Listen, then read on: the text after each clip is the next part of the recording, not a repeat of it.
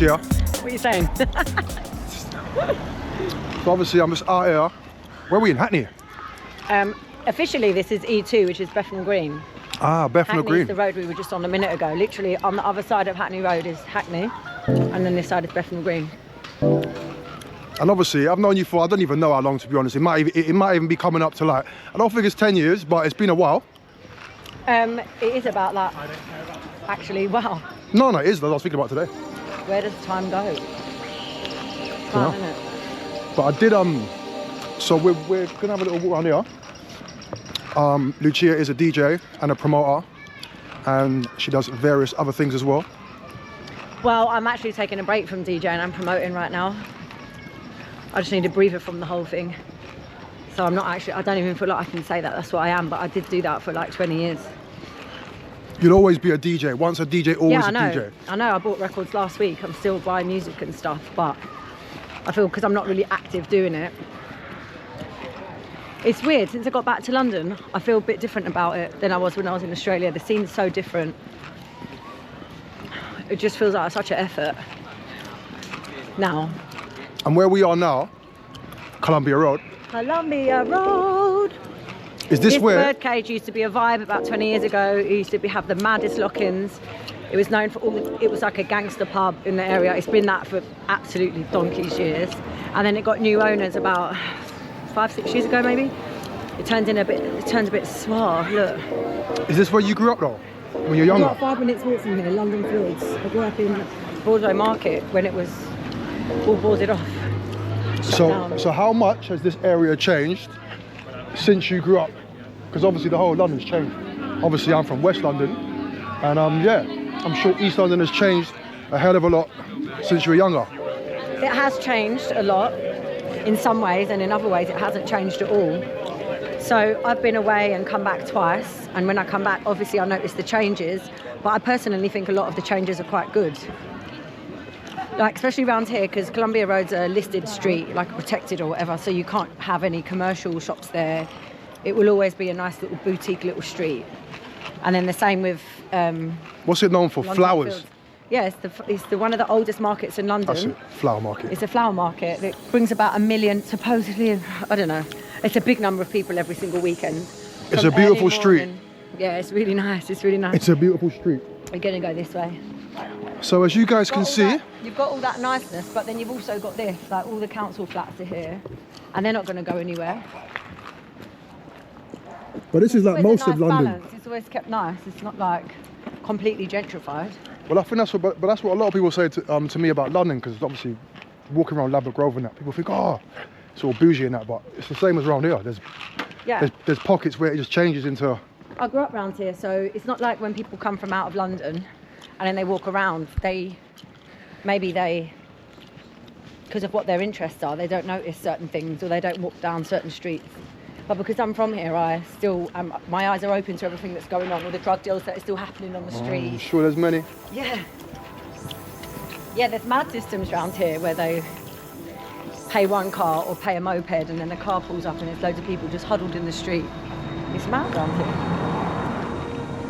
Right, so I see all that stuff because I'm from around here, so I notice it. Well, it's just like growing up, innit? But to be honest, I think London was a lot more dangerous and rough growing up than it is now, personally. But maybe I'm wrong. Obviously now we've got like social media and phones, and yeah, as soon as you take a photo. It is, but I don't know the statistics, so I don't really know if I can comment on that. But I think it was way worse back in the day, you know? Maybe. But I'm also older now, so I don't really. I think maybe trouble's more for younger people. I don't know. I used to have fights in the street all the time, but it's been a long time. Obviously, I'm old now. Well, of course. I mean, I wouldn't expect to see you rolling around the street on the floor, Lucia, fighting. You know, but not anymore. You never know what can happen in London. I can tell you some stories down Brick Lane actually. It's mad to think that 20 years ago, one thing I do think has massively changed is Brick Lane. I started work there when I was 14. And we're about to pass it actually, and I did so much people watching on that street. The amount of people I met that was so inspirational to me in my life. That street has changed a lot. It used to be back then like people had rips in their jeans and holes in their Converses, and not because it was cool but because they were broke and they were artists. and that's what it was like. And now it's very different. It's a bit, I don't even know how to describe it. We'll see it in a minute. So this is the bottom of Brick Lane. This is It's the bottom of the top, would you say? I'd call it the bottom. No, this is the top. I'd call this the bottom, and well, for me, the train station, you get off up there. So obviously I'm coming from West London, innit? So when I'm coming from West London, I get the train station at the top. There is, but there's another station up there, innit? We'll get east. Yes. So yeah, a lot for me started on Brick Lane. There's the famous bagel shops here, and it's always funny like seeing people queue up at one and not the other one, but they're exactly the same. Not pasta, we're Italian.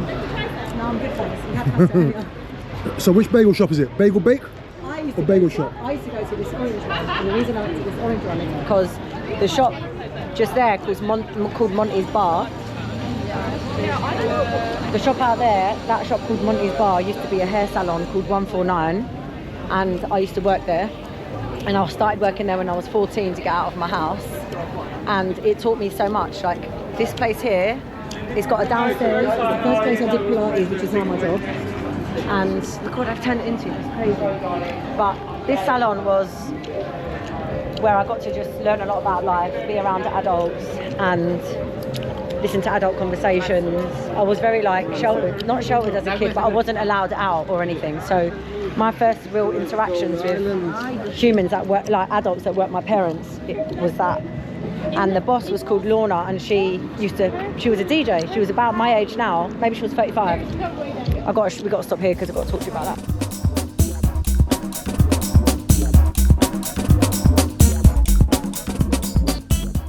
Basically, the decks that you just saw in my house, Yeah.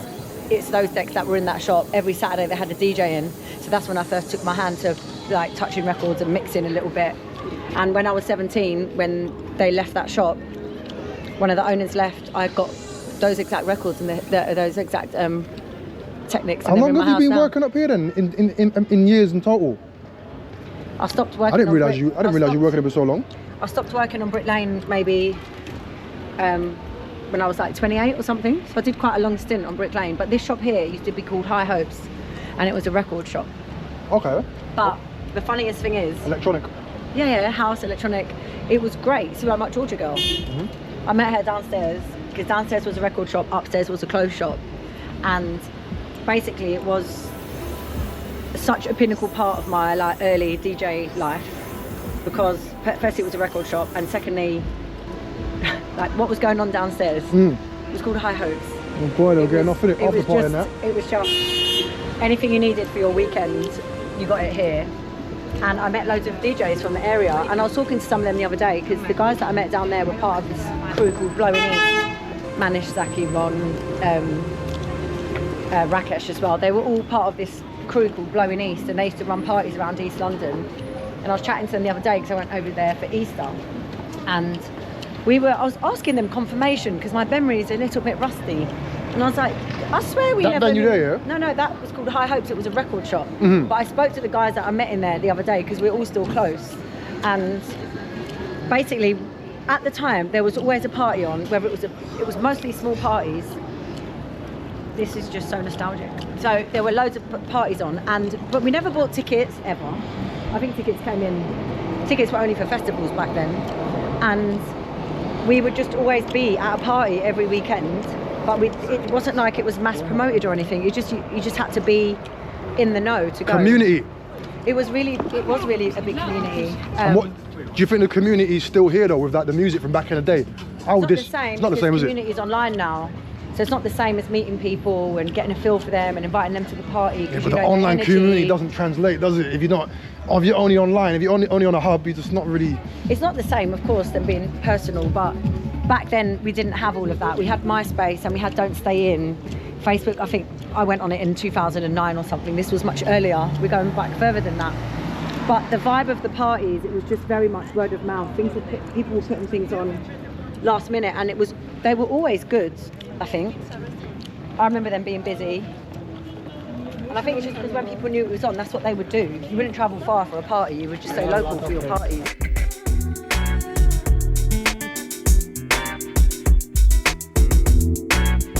So we're about halfway up Brick Lane now.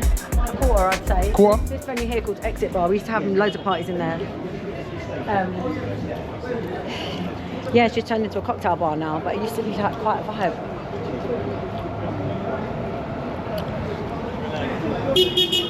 Oh, yeah. No, it was a vibe up here back in the day. I've had many a good time up here. I'm not even gonna lie, innit?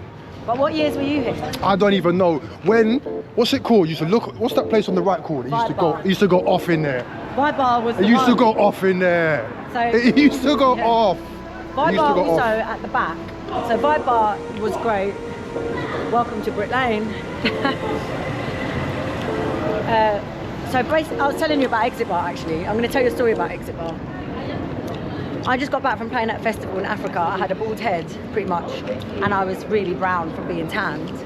And we were doing a party in Exit Bar, and someone was racist to my then boyfriend. The guys at the door. So I went to the car, and I grabbed the baseball bats from the car, and I came back swinging baseball bats in the middle of the street. I was 19 years old, and basically I got banned from coming down Brick Lane for 6 months because the police kept coming into the shops. Is Exit Bar still going on? Is it still still active? It's still there. But yeah, that was a long time ago. I got banned from coming to Brick Lane. Don't go to Exit Bar or go to Exit Bar? Go to Exit Bar. All right, go to Exit Bar. They were all cool. But here you got 93 Feet East, which now is very different to what it was, obviously. It's changed. Oh wow, is that what it's like now? Yeah, back then, mind out. Sorry. Back then it used to be more hip hop artists performing. It was very much more like a beer drinking place. But Vibe Bar over here was an absolute vibe. It was a vibe. This is where the house parties were. I can definitely yeah. It was going off. Yeah. It was. And at the back of it, they had a room which was called Red Rooms, and only if you were in the know could you get to go in the Red Room. And there was a little door at the back of the bar. I think I might have went there once. Yeah? And you go in there, and that's one time. Oh, I still remember that night to this day. I can't believe my memory is selective. Can remember something so clearly, but can't remember what I had for lunch yesterday. Typical. You must have went into this dirty club on the right. You've been in this. You've been in that dirty club bare times. I've DJ'd in there. I've been in there again. It's the club that you go to when you can't get into anywhere else. But it wasn't really like that before. That's how I remember it. When I first went to it, it was really cool to be there, and it was really cool to be there in the day because they had big sofa beds upstairs and like loungers, and it was comfortable. Oh, thank you. Before you go, madam, I'm not selling this show. I have similar ones. Oh, yeah, you do. Who did this one? My friend in Denver. Oh, yeah. Who did that one? Ryan Jeffrey. Oh yeah, he's my home. I used to live in Dalston. Yeah. He used to work at Old Habits. You know what I mean? He's still there. Oh, is he still That's there? why I got this redone last year. I know Liam from Hackney. I grew up in Hackney before gentrification. Oh shit! Yeah, so did I. Where were you? Where did you grow up? I was born at Homer Hospital. I lived on Kingsland Road many years, Stokey, all over. It's funny that you have to say before gentrification, so that people know. Shows my age, isn't it? You know what I mean? Not just. I'm old school. So am I, but. Wait, were you born and raised in Hackney? No, not born. I was born in Westbourne Park. But when I What? Was you? Yeah. Where from? Where in Hackney? Oh shit! London Fields. This is Waldo Market. that's when my nan lives. I remember London Fields the days when Boy, Yeah, you can see the park there. I hate it. Brick Lane. like yummy mummies. Bare things have changed. And yeah, we're gallivanting. 1001. They've made, I think the back rooms. What's that place that was there as well on the right? It's quite a well-known It's called, what's it called? I think it's still the same place, no? It's like, yeah. Not the, it was the Sunday spot. Yeah. I think it's called the same thing. There's one in King's Cross. There's one here. I'm just gallivanting. We are in the trendy east of London, where all the trendy fuckers hang. So the Truman back there, there used to be some people in the area that were just able, I was so young, I was so naive and young. It's like 17, 18, 19, DJing around here with people that were like 15 years older than me. I'm glad for that as well. It taught me a lot. Like the elders in the community taught me a lot about how to rave properly, how to behave in a rave, all that stuff. They looked after me, but some of them were associated to people like who owned this building. Who does own this building? I don't know, man. And then we used to have mad parties in there. The good days, yeah. It just looks very, very I'm not gonna diss it. It does look nice, but it looks like everything here just cost an arm and a leg now. It might. I mean, you're so close to Liverpool Street. Yeah, isn't it? It might. Look, Pat's got an event on. He's hot, isn't he? Look at him over there. Why are you looking at that man? Looking at that boy? Yes, he's nice. Nah. Why am I looking? What about that venue? Did you ever go in there? Which one? In the corner. There used to be a raving venue. I don't know what it was called. It seems like they've always got new pop-ups here all the time, to be honest. I don't really know what is an old thing that's... What's going on there? Oh, I thought they were getting into it. The toilet. That's one place I didn't go to. I think I might have been a bit too young for that. I think I might have missed it. You know what I'm talking about, innit? I know exactly what you're talking about. So I used to run a party there on a Saturday, 11 AM until 5. Isn't that where Jamie Jones, that's when Jamie Jones was first Jamie Jones got popular playing at the Sunday party there. Okay. Liz's party, and I can't remember the name of it now. But he was there on the Sunday. And it was a good party. It was at 70 people capacity. You had the light coming in from the floor because it had the glass. We'll go to it now. It sold like 2 or 3 years ago for 1.1 million. Oh, did it? Yeah, it's tiny as well. But to be honest, if I had money, I would definitely buy that venue. Well, I've heard some good stories about it. They used to boot off down there. It did. It was so good down there. It was just messy and all the right kind of good. But that is where I mashed up my ears DJing because the speaker was so bad. You got tinnitus? I went to check, but I didn't have it. But what happened was the sound was so bad in there that one day, in the middle of my set, I nearly fell over because I suddenly couldn't see. It's like I got vertigo. I don't know if you've ever had that before. Yeah, I have actually. When the booth is so loud and distorted that you end up actually just losing your step. So yeah, so I used to live down there, the road opposite Public Life. I used to live down there when I was 19 in a hostel. And this is, what's this place called again? Spitalfield Market. That's it, Spitalfield Market. Now that has changed a lot. It's changed a lot. Now it's just open all the time. It never used to be. They used to put you there in the evenings and stuff. Kind of reminds me It's like of a quite Westfield, but like in a market. The kind of shops that are there. Yeah, well, the shops are quite, I would say, like high end, or they're not cheap. Mid-range. Yeah, I mean, nice. I do like the clothes around here. No, come on. I mean, we're in a very stylish part of the town. You know, you can't knock it. And it's a Friday. The sun's out, and London's popping. I wonder what they've turned it into now, actually, Public Life. Some, what's it called? Some fucking, what's it called? What are you trying to say? No, What are you trying to say, Shay? I'm trying to basically... What do you mean? You can't get it out? It's a dungeon. Words out. A gimp dungeon. A dungeon, isn't it? Sex dungeon. No, it ain't a sex dungeon. It is. Shut up. Look, it's there. It is. Abracadabra. Look, Abracadabra, the sex dungeon. I swear down. Look, Abracadabra hub. It goes off in there.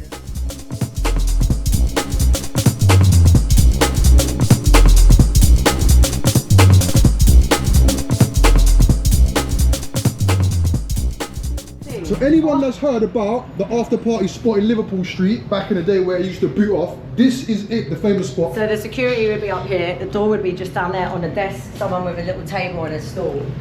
But now it's a coffee shop. There were 2 bathrooms back here. A coffee slot. And that's it. Oh wow. It's very small. I can imagine this was getting off. Hello. Yeah, the DJ was I can imagine that's going. on the left. Oi. It was amazing. But that's heavy. Yeah, it was really good.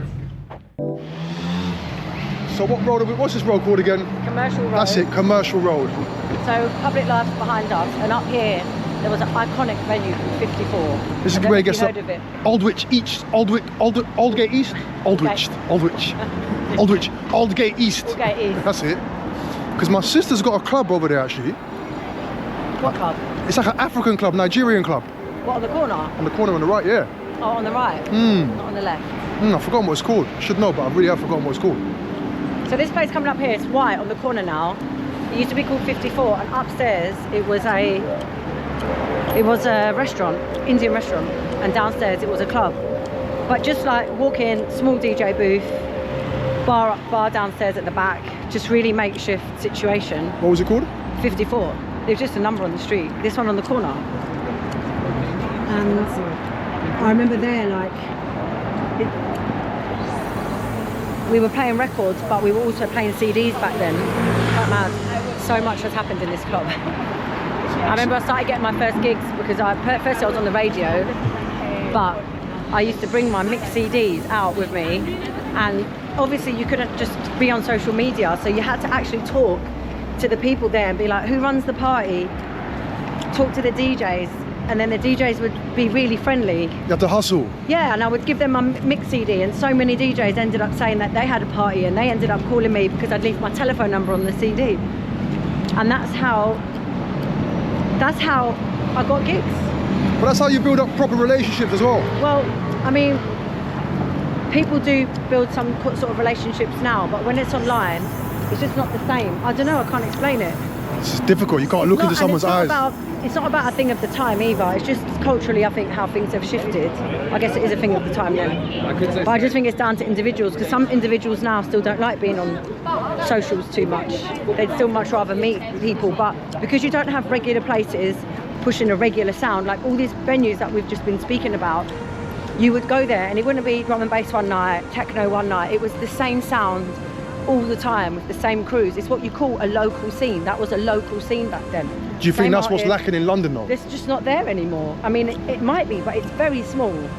I think it's more European, to be honest, opposed to being like in London. There's no like, what do you even call people from London now? Like, there's no like, I don't really feel like I see any homegrown Londoners. Like that guy just spoke to us. He said, no, I'm from like proper Hackney before it got gentrified. Because even me, when I tell people I'm from the area and they're in the area with me, and then I say, no, I was actually like raised in the area, they're like, wow, they never meet anyone from the area anymore. They say the same about me being from Labrador Grove. Yeah. Well, some people still do like to go face to face and meet people, but the fact is back then there was more opportunity.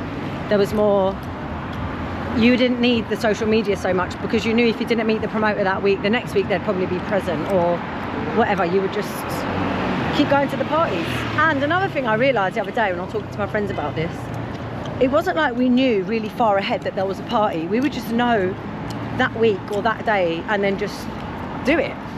We got too much options now. I don't know if we've got a lot of options. I don't feel like we've got a lot of options. Or maybe we've had a lot of options prior. Maybe not now. Like, now's the worst time to be a raver or a DJ or anything to do with live music in general. It's just the worst time. You know, the current climate is not really good for us, to be honest.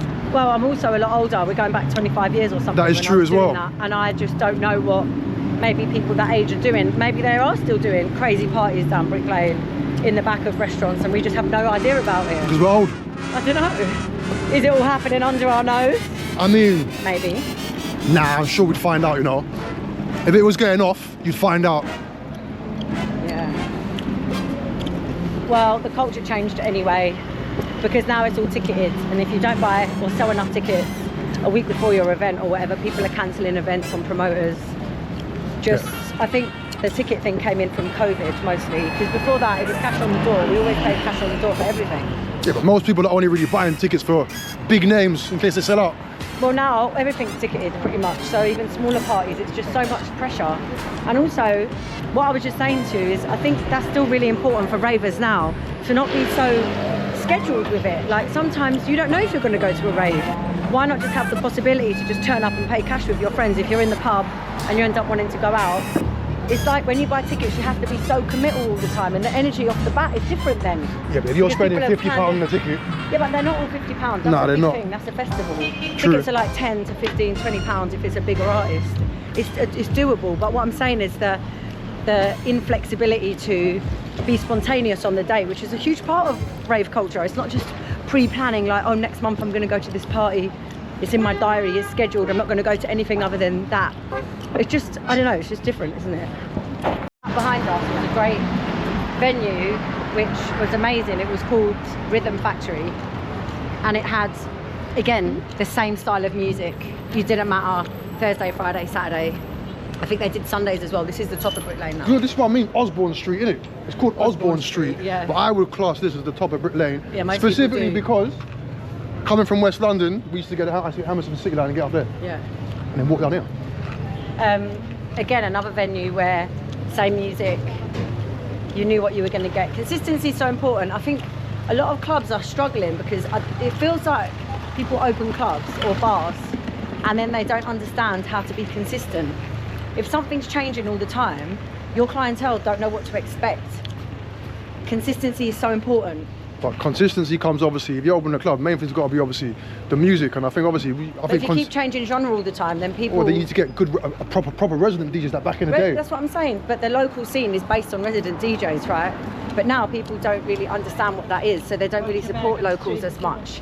So this is the thing that I have to say that we were talking about earlier.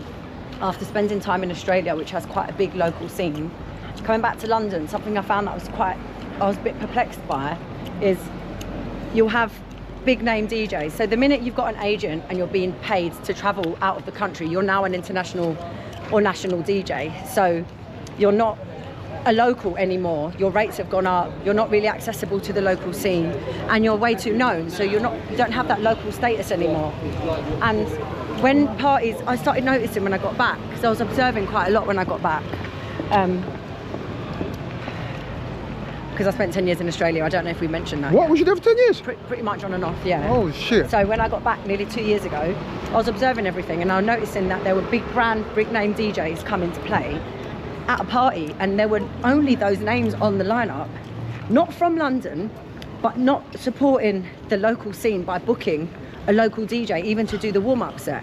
Like, there were no locals on support. So you'll come into the city to do a party to make money off of the people in London, but you're not contributing to the scene of London. You're taking your money with you somewhere else. Like, it's not the same as giving back to the community here. And to jump in, can I jump in? Yeah. See, when obviously I live in Australia, Lucia lived in Australia, we were there around the same time as well. In Australia, one good thing, if you go to Australia, you have to incorporate their local talent, even if the local talent is below par, my opinion. You have to incorporate their talent, otherwise they won't let you play. Well, that's only right. That's only right. You've got to support your own. Of course. And if any international come to Australia, it was always so exciting for the local community to be like, who's going to be on the lineup? And then when we knew that someone got on with a big DJ, we'd all support them and come down to see them because it was a vibe. But here, I just think it's disappointing that even some of the London-built brands are still booking DJs that are only internationals now and still not giving back to the local community by booking a local. And the thing is, your party's only gonna do well, but the core community of like local people, if you're doing a party in London, are not going to be there if you don't see them. Do you know what I mean? If you don't include them.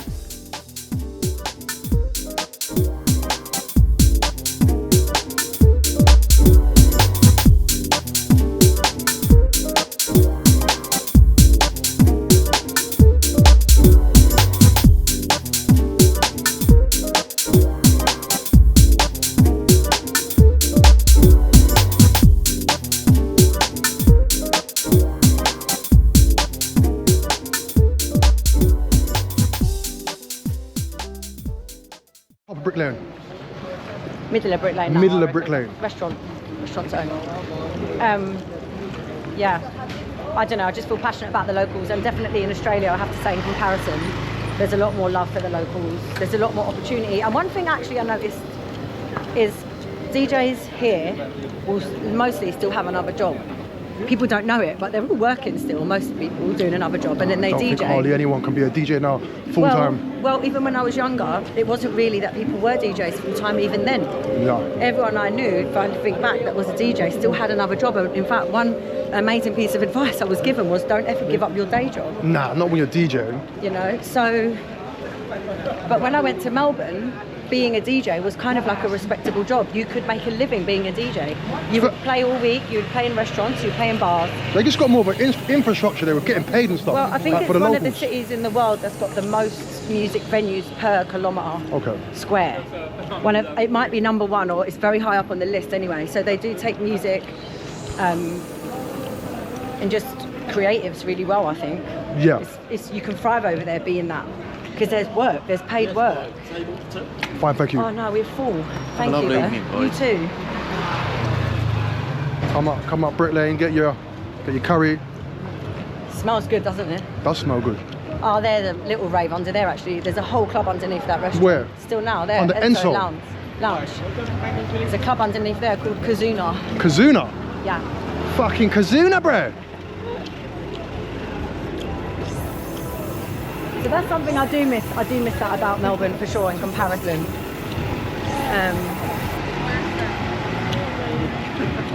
the idea that the local scene is just thriving. And when I got back here, people were saying to me, "Oh, the London scene's a bit dead," and I didn't really think so at the beginning. I think London's dead in general, though. You know, not even the scene. The whole city's just. The whole city's thriving. It's alive. People are driving nice cars. Everyone's doing all right, I think. I hear what you're saying, but okay, let me not say the whole of London's dead. I think more since with the current climate of how our country is at the moment financially, everyone's strained. Yeah. Generally. Or maybe not. Maybe everyone's having a great time. I don't know. Well, again, I don't know statistics, so I can't really comment. But and it's also your mindset. I have I think a more positive view a little bit. So when I walk around, I see all the fact that people are wearing nice trainers. To me, I don't think you're struggling if you're wearing £200 trainers. No. And you know what I mean? I don't consider that to be a struggle. So I guess when I'm looking around, I'm like, everyone's doing fine. We're all doing okay. I mean, that is the best way to look at it, I guess, because yeah, I think there's a lot of people maybe not looking at it that way. You know, looking at the opposite. So the Truman, there's loads of studios up there. They're all really small. Maybe there's there? yeah, all up there, all in there. It's all studios, and there's music studios in there, or printing studios in there, graphic design studios in there. Magazines would get printed in there, or not printed, but they were doing. It was all of that in there. It was a full creative space, and the parties in the back of there were unbelievable as well. It's all brick in there. What's it called now? 91. Yeah, 91. It's a shame, innit? The vibe bar. It used to go off. That's when it felt like you come up here and you're seeing loads of people from the ends. And everyone's just having a good time. Yeah, but that's what I mean as well about there were places like this that were cool that were still playing house. So even if you just came for a drink, you were still hearing electronic or house music. And so then it was easy to then end up at a party or do something spontaneous. Well, this is the meeting spot. Exactly. The watering hole. Yeah. Oh, yeah. As you can hear, the music's different. Yeah, a lot of things are different up here now. But, you know, welcome to London. Well, change is natural, isn't it? It's always going to happen. And yeah, it is natural. It's always going to happen. What do you think about phones in a rave? Seeing as you don't rave anymore. I mean, when I watch the internet and see videos of raves and see everyone like that, it doesn't make me think, someone who hasn't really raved for 5 years, it doesn't make me think that I'm missing out on anything. Well, it looks like I'm thinking, yeah, I'm glad I stayed at home. No? It looked fucking dead. Well, people say this, what you've just said, but I think since I've been back, I've only been to maybe one party where I saw loads of people taking out their phones, and it was in Fabric, and like a big DJ was playing, and everyone pulled their phone out. But I just sat there thinking, wow, this is crazy, because it is still an experience. It's quite different in a way. If everyone's got their phone out, it's just as complimentary as everyone having their arms in the air. Yeah. It's just the vibe is different, but the sentiment is the same. It's the same vibe. I guess it might translate the same different. Sentiment is there. It might translate different watching it on the screen opposed to being in the rave anyway.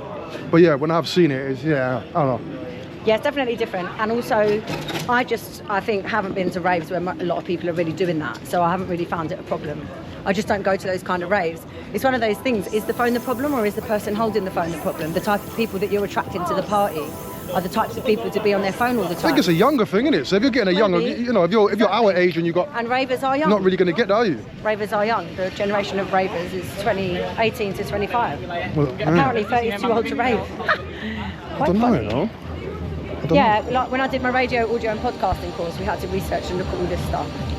And I did a project about the young raving community in London. And ravers are young. Like most of my, I guess, solid years of raving, what I was just talking to you about, I was young, between 17 and, well... But there is still that, I mean, you know, I don't know.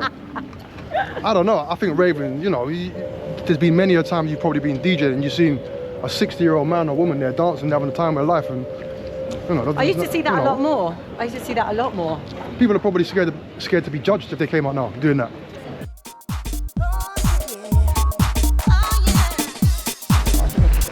So we're walking back. Maybe you know what it is, because this is actually the first time that I've actually walked through this bit, and the contrast in, I guess, council social housing to like posh housing is very like, well, it's a contrast. It's a huge contrast. It's a massive switch up. It's a huge contrast. And those living in the council blocks are looking at the really expensive houses, and those who live in the houses are looking at the council blocks when they look out their window. Sorry, mate. Come on, mate. Don't be silly. Don't be silly. Don't be silly. Oh, why did they have to shout?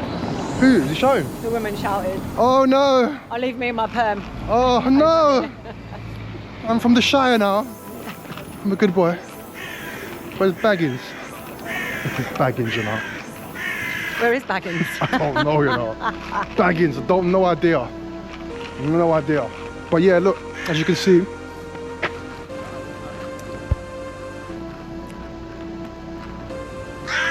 Hackney? Is this Hackney? Look at them cats over there. Is this Hackney? Nice to eat too. Sorry. Bethnal Green, that's sorry. Meow. Babies, look at them. Oh, look. That one's not having it. I was frightened. Tail's right down. Hey, babies.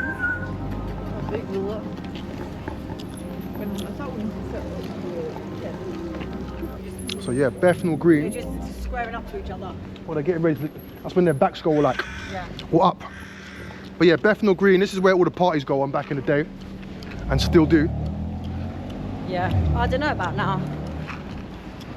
Yeah.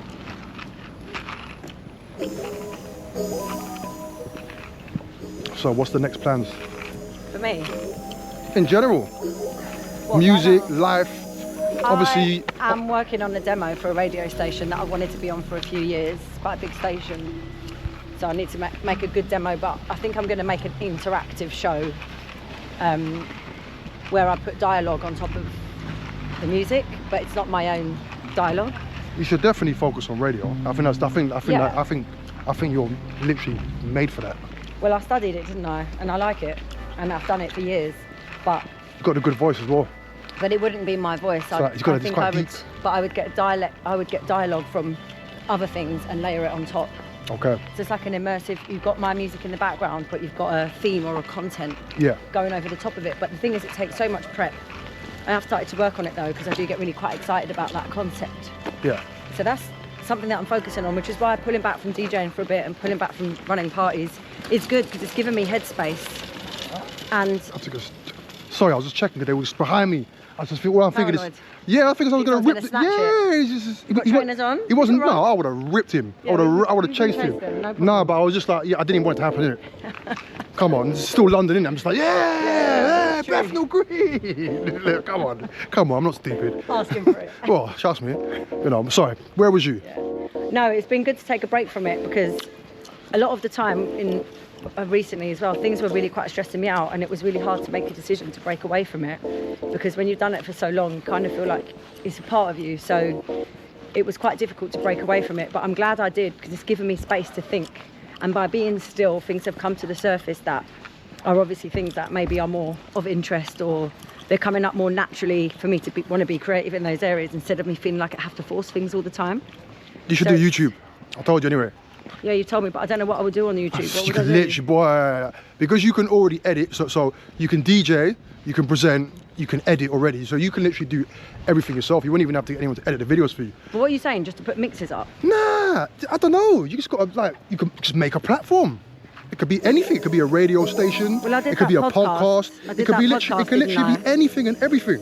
I did a few episodes, and I recorded a few episodes that I never posted, because YouTube's hard work, but once you get it going, I think the reason I say you could do it is because you're self-sufficient. You've got all the stuff in your house. I've got everything, yeah. So, could you do know, it. and you like talking. You know, so It's I just think if you I could. can be bothered, and if I think people even want to listen to the topics. Like, 'cause I did have that podcast, which I thought was pretty good. It was bringing things to the forefront that a lot of promoters, young promoters or DJs wouldn't really know. And I think it's important to help, like the way I had elders around me when I started DJing and stuff who just guided me. I think it's important to have that. Yeah. And just have to like know a few things, because when you love something so much, then you realise there's a whole politics side to it. It can be very disheartening, and it can really affect you. It's like you don't. It's like it's not what I got into it for, is it? I just want to have a bit of fun and make some music.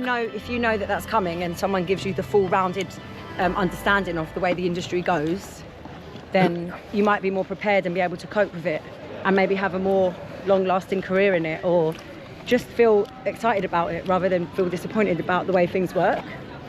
So that podcast, I quite enjoyed it, but again, just being really busy and overthinking stuff as well, I just pulled away from it. But since then I did go and do a course on podcasting, so I may well pick it up, we shall see. But the other thing that I really want to do is launch my sober friendly party here that I did in Melbourne. Obviously, you were just talking there about the sober friendly party, which I don't know. I guess with the kind of music that we do, drugs goes hand in hand, and a lot of people are drug addicts or mental health issues coming out of their hands. So your concept is something that I think could really work. Well, it's refreshing. And be good. And it's refreshing, and it has worked because it worked really well over there. And I think it would work really well over here. When I put the feelers out last year, the response seemed to be quite good. But it's not about having a sober-only party, because I feel like that creates separation, and it doesn't invite those people who maybe do have trouble or do have addiction or do maybe do too much just because they get carried away. Because that's what it is, isn't it? Come on, let's be honest. Yeah, maybe. When you go out, come on. I mean, I don't know about you, but over the years, it's the carried away thing for me. Yeah. And it can lead.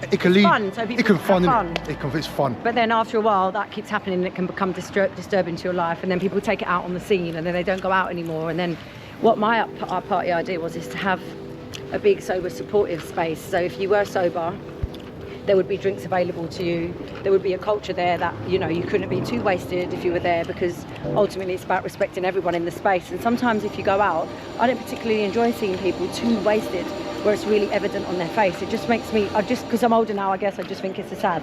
Well, it's yeah. What are you there for? Are you there for the drugs or the music? You know? Well, also I understand the concept that people want to let loose, and it's a great place. It's a great time to do that, I guess, especially when you're young. But I just really like the idea of everyone being welcome in a rave, rather than it just being we're people that drink and we're people that don't drink, and separate it, because then you don't really do anything to change culture, because you're not letting people that do drink experience that you can go out and it can be really fun without being absolutely twatted. And what I loved most about that party is people that hadn't been out for a very long time, because they didn't feel like there was any options for them to drink and stuff, they started coming out again. And it's just so nice to be with nice people, with loud music that you like, dancing with your friends. It's like, that is one of the best feelings in the world. And a lot of the time when people stop drinking, they feel like there isn't a place for them to go. And I don't like that. And the party, it joins people together. And people that were getting quite wasted would give me feedback saying that because of that place, they've become a little bit more sort of conscious, or they're making smarter decisions around their drinking or their drug taking, or, you know, it just became a little bit more conscious. And I think that London's ready for that, 100%. Well, I think 100%. We're going up that way. That way, isn't it? Where do you want to go? I don't know. Okay. Well, I think in general, I mean, yeah, come on, everyone likes to have a little bit of fun in that, but in the grand scheme of things, like getting whacked every single week is not good for you, is it? It's not, but when you're young, I mean, we've all done it, that's the thing. But if you have somewhere that can have a space that can teach you something a bit different, or give you the opportunity to experience it, then that's when you start to make change. You don't make change by dictating to people what they should be doing. You just hold a space for people to experience something different. And that's what that party did.